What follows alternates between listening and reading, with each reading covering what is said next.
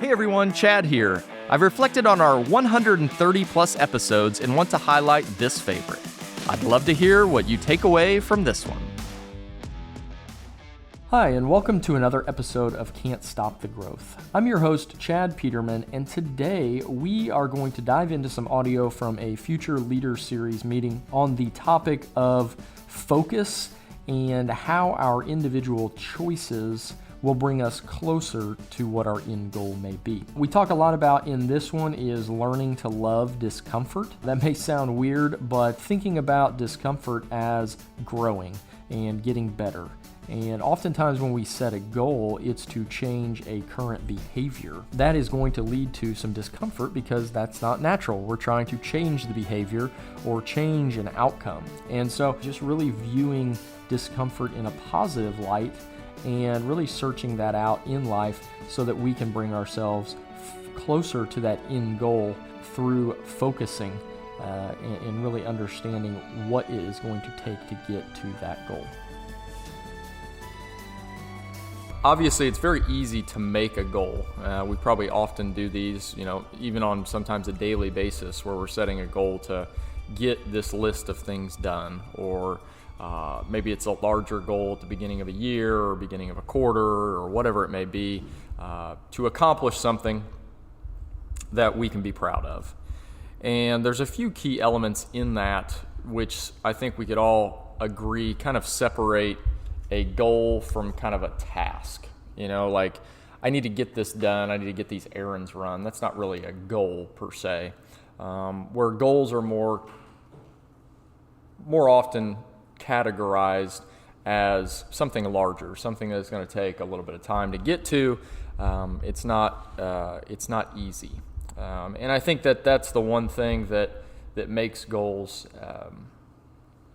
challenging. Is it does take time. It is a little bit tougher to achieve, and we've got to be passionate about a goal. I think that's the one thing when you sense that passion for achieving something, that's what makes it a goal as opposed to just a to-do or a task or whatever it may be. And then figuring out what work is needed. So we're passionate about something, and then sitting down to understand what is needed, and then to break it down. I was listening to an interview with Kobe Bryant, who is, I've never been a huge Kobe Bryant fan, I think because I'm a LeBron fan, so you can't be a Kobe fan. But listening to this interview with him, and just how he is known for just being kind of ruthless in accomplishing things, in being the best, kind of his mentality above all else was what made him kind of stand above the rest. And he broke it down to, he was telling a story about how when he was 12, he wasn't very good at basketball. And there again, we're talking about maybe one of the 5 all-time best players to ever play the game. And at 12, he was just not very good. And he kind of sat down and broke down his goal of getting better at basketball. What he looked at was there's 365 days in a year. Most kids that I'm going up against, that I'm trying to get better than, are practicing and playing maybe twice a week, 3 times a week, for maybe an hour or 2. So if I practice and play every single day for 2 hours, call it, how much better can I get by the end of the year than those people are? So from the age of 12 to the age of 14, he did that. He practiced literally every single day for 2 to 3 hours, or practiced or played or did something concerning basketball. And what he said is he broke it down to kind of the fundamentals of what was going to make him a better player. And it was, dribbling, shooting, passing, whatever it may be for that particular time period. But he was working on it every single day to get better. And he went from, at age 12, being just a, kind of average player, if you will, to at 14, he was the best player in the state. And it was simply, and he attributes that to nothing special. He even says he never really grew substantially until he got to high school. So this is all like 6th, 7th grade, where he is working on what he wants to get really good at. And mind you, it wasn't too long after that he went to the NBA. So from 12 to 18, he got really good enough to skip college and then go on to the NBA. But I thought it was very interesting how he broke that down and what that all comes back to, and it really comes back to choice. He made the choice I'm going to work every single day on this, and while today it may not look like I accomplished my goal, and it's very easy to get frustrated, those small choices each and every day ultimately led to achieving a big goal. And I think sometimes, and I go through this too, is when you set kind of a big goal, it's oftentimes overwhelming. Like, how in the heck am I going to get there? I'm here and I've got to get here. What's going to take me along that path? How am I going to get there? And I think it kind of relates back to a previous topic that we've talked about is kind of those habit versus result goals. How are you going to build out, if you've got a big goal, a big result goal, how are you going to build within that? If you say you're giving yourself 6 months or 3 months or whatever it is, how are you going to build each and every day full of habit goals, knowing that if I do this and string them together, ultimately at the end, I'm going to be where I want to be. And I think that's extremely important and something that I'm continuously working on since I came across that and kind of the differentiation between the two. But I think in the story of Kobe Bryant, obviously he broke his result goal down into a bunch of habit goals.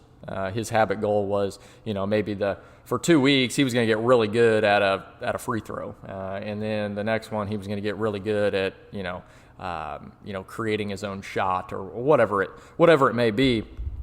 And so I think he really took this to heart. It's kind of funny to think of a 12, 13, 14-year-old kid understanding the importance of, I just got to work literally every single day, and I'll work far more probably.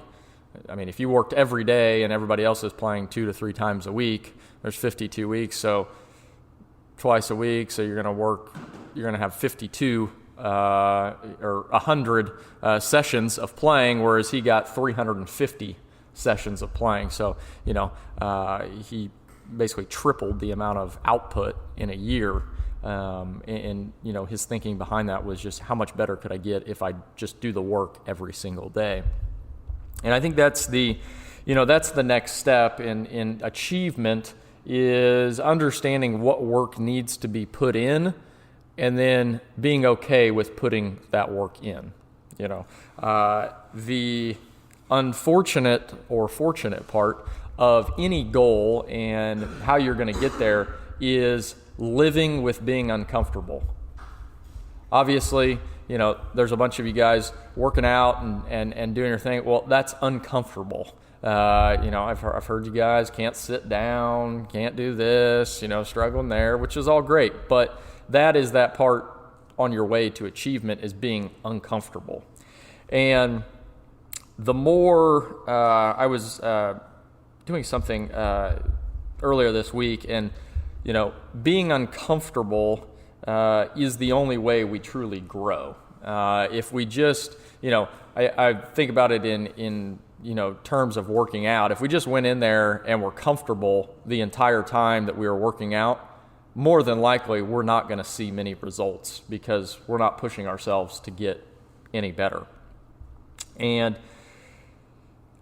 I looked at it as, taking the comfort comes from knowing that we're moving forward through discomfort. And I think that is the thing that oftentimes gets in the way of achievement, is people aren't willing to be uncomfortable.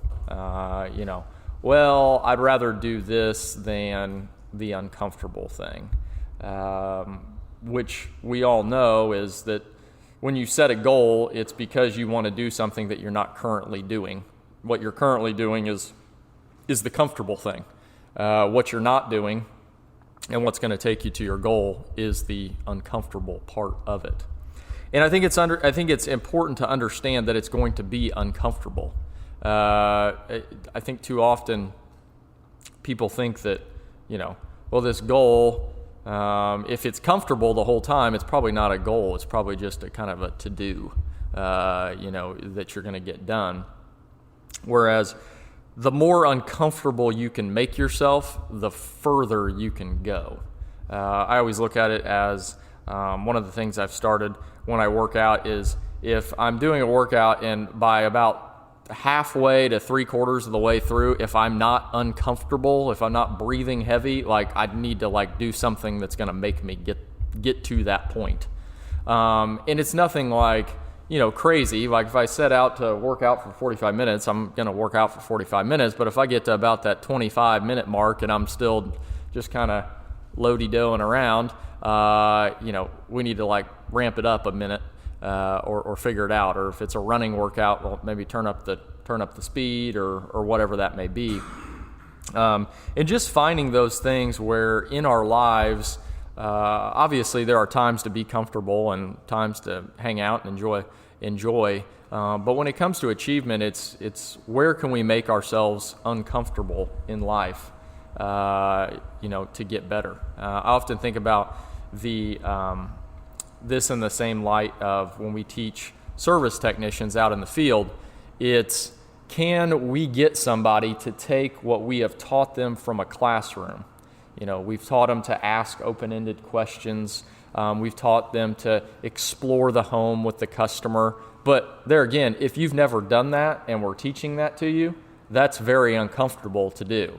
It's a lot easier just to go, walk on in, do your normal thing, even though and you would have agreed in that previous meeting that doing it this new way is probably going to be more beneficial. I'm probably going to become a better technician. It's getting to jump over that into that discomfort of, this is going to feel really awkward. This isn't going to be fun. And, that is the true where you see guys really explode and gals really explode their talent is when they're willing to be uncomfortable, willing to try something new, willing to take a new idea and expound upon it. And I think we can all find little things in our life that, I don't really like to do this, but I know if I do this consistently, it's going to lead to far greater results. And I often look at different things in my life, and especially my wife does not understand why I do certain things, and I may not even understand why I do some things either. But like waking up early, for me is a source of it's a source of kind of that positivity, kind of that way to get my rhythm, simply because it's discomfort. Would I rather lay in bed? Absolutely. My bed's comfortable. I like that sucker. I'd rather lay there. That sounds good. But I know that if I want to continue to grow, I need to get up and get into my routine so that I can make this a really good day. But that is the tough part. And that is the thing that I think the first step is identifying that it is indeed going to be tough. And it's going to be uncomfortable. And when we can come to grips with that, I think it makes it, or at least it has for me, makes it far easier to continue down that path of achievement and getting to that goal. And ultimately, once we have set the goal, we've decided and we've told ourselves that it's going to be tough, it's going to be uncomfortable. I'm not going to like it all of the time. The next piece is, okay, well, in order to get through those tough times, we've got to, foster this belief in ourselves that we can get there. And, I was reading something and saw a quote from Henry Ford that said, "Whether you think you can or whether you think you can't, either way, you're probably right."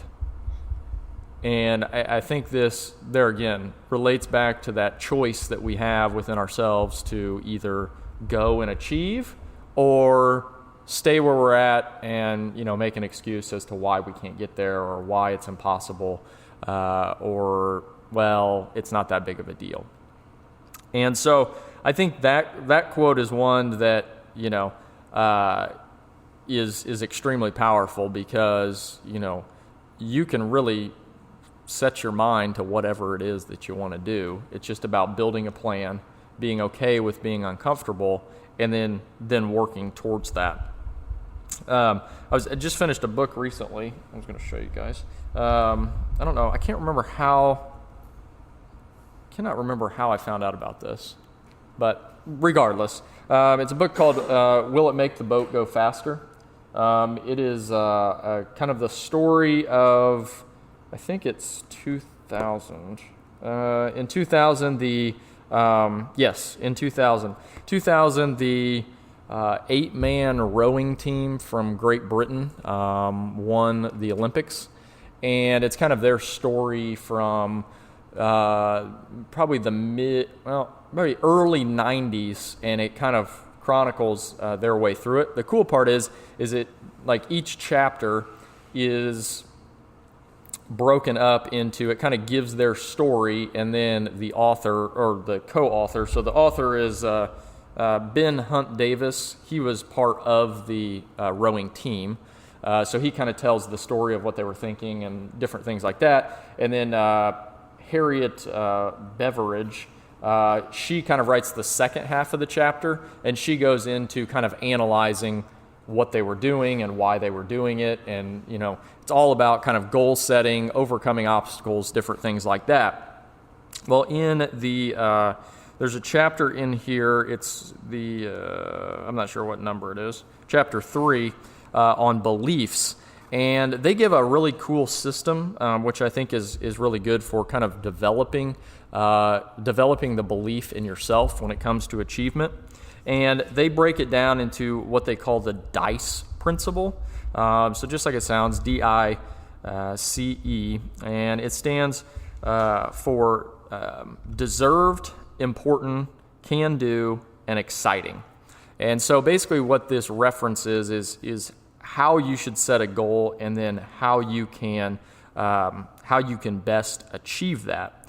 So the D for in the DICE principle, deserved. They talk a lot about writing down why you deserve to achieve your goal.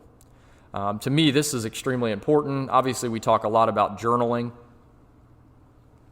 which I think is hugely important when it comes to goal setting and being able to write it down and see it. It's amazing what writing something down will do and plant in your subconscious mind. And then, understanding why you deserve it, and to me that flows right into mindset. And do I have the right mindset in order to achieve? There again, do I have that mindset, understanding that it's going to be tough, understanding that I'm going to be uncomfortable, but also at the same time understanding that I deserve this and I can do it, so long as I set my mind to it and I've broken it down into a plan. And I think that's where the breakdown comes, because when you understand that you deserve it, the easiest way to create momentum is to break down your goal into, I need to accomplish this today. Well, when you accomplish that today, it's a whole heck of a lot easier to tell yourself that you deserve to get there, because you're looking back on that day saying, well, yeah, I did that and no one else is doing that, and I want to achieve this goal, so yeah, I deserve that. And that belief in yourself on your way to achievement is only going to grow and grow and grow, as opposed to just having a result goal out there. Well, it's really easy to get frustrated. You have a bad day, you're sick, whatever the case may be. It's very easy to get frustrated and just say, well, maybe I don't deserve to, or, well, I'm just going to go do this, instead of, staying on that path to why you want to be there. The I is important. So understanding why it is why the goal that you have set is important. And so this has been kind of a cool thing that I've seen here in business, and then also personal stuff. So, obviously, working out is kind of an easy example, but why are you doing that?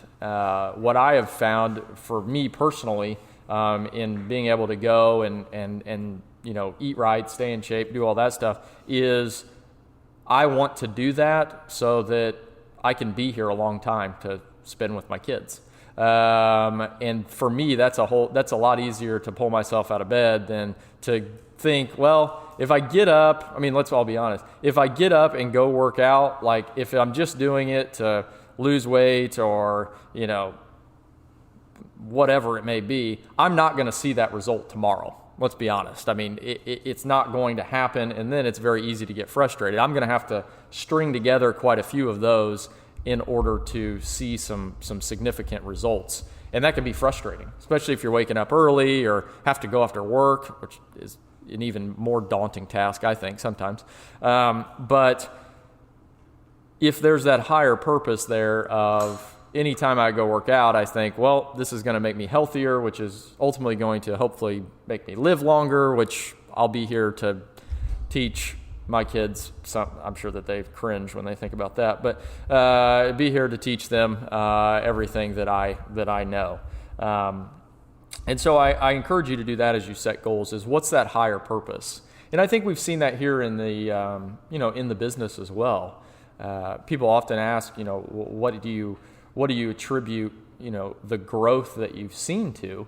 And yeah, we're doing a lot of right things. We're finding a lot of great people, but to me, the biggest driver of what we are doing is our understanding of what we're truly here to do, and that's impact the lives of our customers and our employees.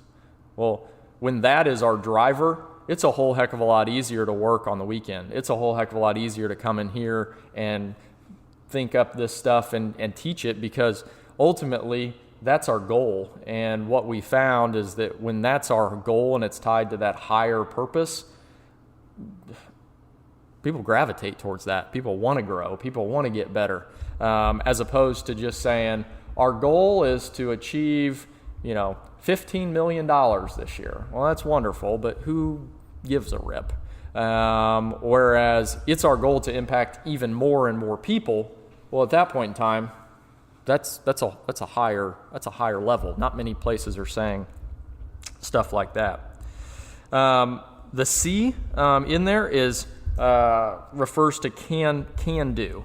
So can I do this? And more importantly, not can I do this, but how can I figure out how to do this? And to me, this is, there again, why you guys are sitting here. You want to get better? You look at this as a step of, this is how I could get better. And this is another one that I think we, as a group here, really embrace is, there's a lot of situations that, I look at the sewer department right now. We've been wanting to grow that since we got it up off the ground a couple of years ago. And it's not about getting frustrated. We know we can do it. It's just a matter of figuring out how in the heck that we can do that. There again, we just revamped the entire process here a couple of weeks ago in an effort to try to figure out what are we missing, how can we grow this even more. And so I think it would have been very easy to get frustrated in that. Like, yeah, it was moving along, but we wanted more out of it. We felt like there was more there, and we have a collection of people in that department that need that growth so they can continue to grow their own roles. So there again, always, how can I figure this out? You can figure it out. It's just a matter of that effort that you wanna put in to that. And then the E is for exciting. So obviously, a goal, if you're going to stay motivated, is got to be exciting. What's that reward? I think that's extremely important. So, tying, what are you going to do for yourself if you achieve that? tying it to that bigger purpose, well, is that exciting to you? And I think we can all find things that we can get excited about in relation to our goal, or there again, if we tie it to that higher purpose, is that truly the excitement piece that gets you there? And tying to that last, that last piece is, and we've talked about this too through journaling and scripting and different stuff like that, is the best way that I have found with goals is to really take the time to visualize what that result feels like. What is it going to feel like when I get there? What is it that, it will look like? To me, and then think about it on a daily basis. To me, that is extremely powerful when you plant that, whatever that looks like, in your subconscious. It's amazing how quickly you can run right towards that. I often think about, what we're building here, and I think about what it looks like, 3 and 4 years from now, and, like this new building that we're building, I already see everything moving around. Now, will it be exactly how I envision it? Maybe not, but it'll be pretty darn close. There again, visualizing the workflow and where this person goes and how they move there and what this looks like and the people that we may need to add and what the culture will look like and how do we build that. Like that's, obviously that's my goal. And I think about it all the time because it excites me. I know we can figure out how to do that, and it's bigger than me. It's bigger than everybody here because we've yet to figure out all those pieces, and that's the cool part. That's the fun part is dreaming and thinking and how are we going to get there, and then what's that going to feel like? That's what lights me up. That's what really eases the discomfort. Obviously, the discomfort here comes in the way in form of challenges and shoot, that didn't work. How are we going to fix that? The discomfort of, putting in the hours, putting in the work. How are we going to get through this? A busy time or preparing, learning from mistakes. All of that stuff is stuff that, if you had the choice, I'd rather not deal with that. However, what I've come to find out is the more discomfort we face, the more we grow, the more we learn, the more we get better. As it gets warmer, I often think of all the things that we have learned from last summer when we got really busy and we didn't have the right setup in our install side. So we were selling jobs, getting excited, doing all this, but it drove about 8 people darn near to the brink of craziness because it was just chaos. But it was one of those things where at the end of the day, we got through it, we got everybody taken care of, and we learned a hell of a lot from that. And we are more ready now than ever, and still really putting those pieces into place that are going to make us successful. And so to me, that's the exciting part. But it really starts with, finding what that goal is, how we're going to get better, and then fighting through that discomfort.